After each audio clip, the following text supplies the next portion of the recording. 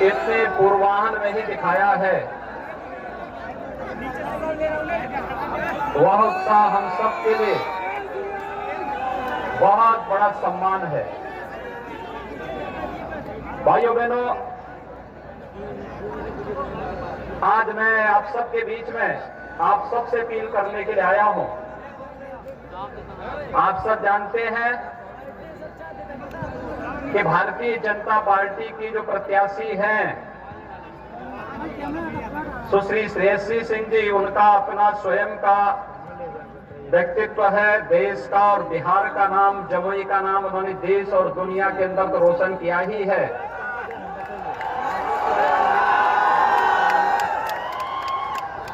लेकिन उनके पूज्य पिता राजा दिग्विजय सिंह जी लोकप्रिय सांसद के साथ साथ भारत सरकार में मंत्री भी रहे थे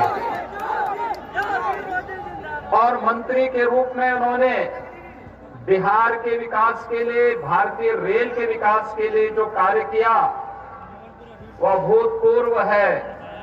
आज वे हमारे बीच में नहीं है, मैं उनको विनम्र श्रद्धांजलि अर्पित करता हूं और आप सबसे ये अपील करने के लिए मैं आया हूं कि अपने बिहार की इस बेटी को पूरे सम्मान के साथ उनके पूज्य पिता के नक्शे कदम पर चलने के लिए, विकास के लिए जिस समर्पण भाव के साथ उनके पूज्य पिता ने, उनकी पूज्य माता ने उन्हें विकास के लिए, बिहार के उत्थान के लिए जो संस्कार दिए हैं, उसमें बिहार के और खासतौर पर जमुई विधानसभा क्षेत्र की जनता का मोहर लगना चाहिए। ये अपील करने के लिए मैं आज आपके बीच में आया हूं।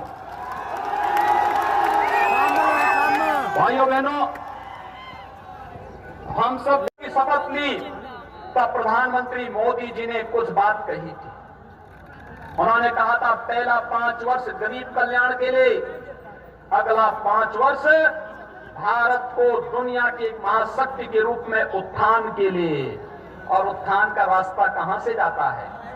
आपने देखा होगा कश्मीर में धारा 370 हटी तो पीड़ा किसको हुई? या तो राहुल गांधी को या ओवैसी को। कश्मीर में धारा 370 हटनी चाहिए थी कि नहीं हटनी चाहिए थी? ये देश के हित में उठाया गया कदम था ना। लेकिन आखिर राहुल गांधी और ओवैसी इसका विरोध क्यों कर रहे हैं?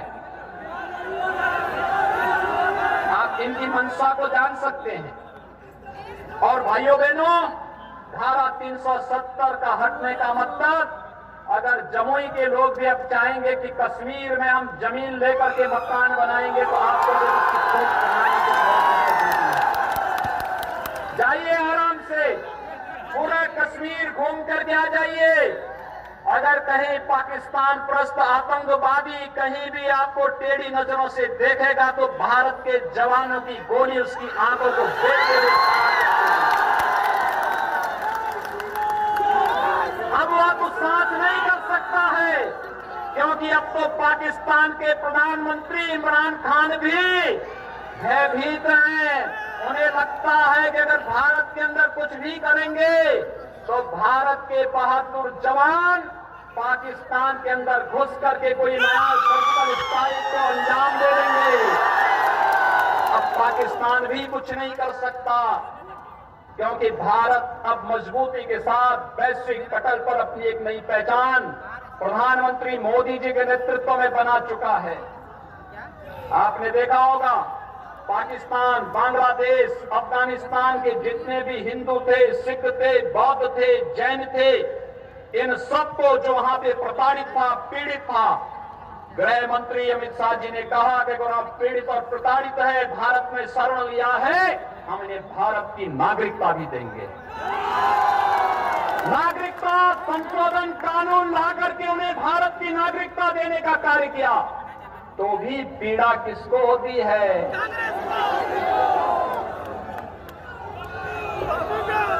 और पिछली बार लोकसभा चुनाव में जब मैं बिहार आया था तो बिहार के लोग मुझसे एक बात पूछते थे कि आप उत्तर प्रदेश के मुख्यमंत्री हैं।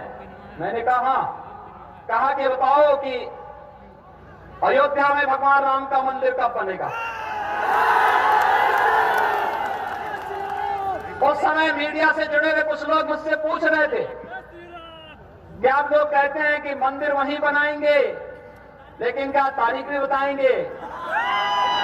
मैंने कहा चिंता मत करो, अब तो हम लोग भाइयों बहनों वोट मिलेगा ना, समर्थन मिलेगा ना। इसके साथ ही आप सबका बहुत बहुत धन्यवाद। वंदे मातरम, जय हिंद। शंभू शरण, मोहम्मद शमसुद्दीन, साध्वी लक्ष्मी माँ, गणेश पासवान, कामेश्वर सिंह, श्री ओम भारती बाबा, श्री कुमार प्रणय, श्री ब्रह्मदेव। आप ये भी देख रहे होंगे बहुत सारे लोग ऐसे हैं जिनके लिए परिवार ही पार्टी है और पार्टी ही देश है, इसके सिवाय वे बाहर देख ही नहीं सकते।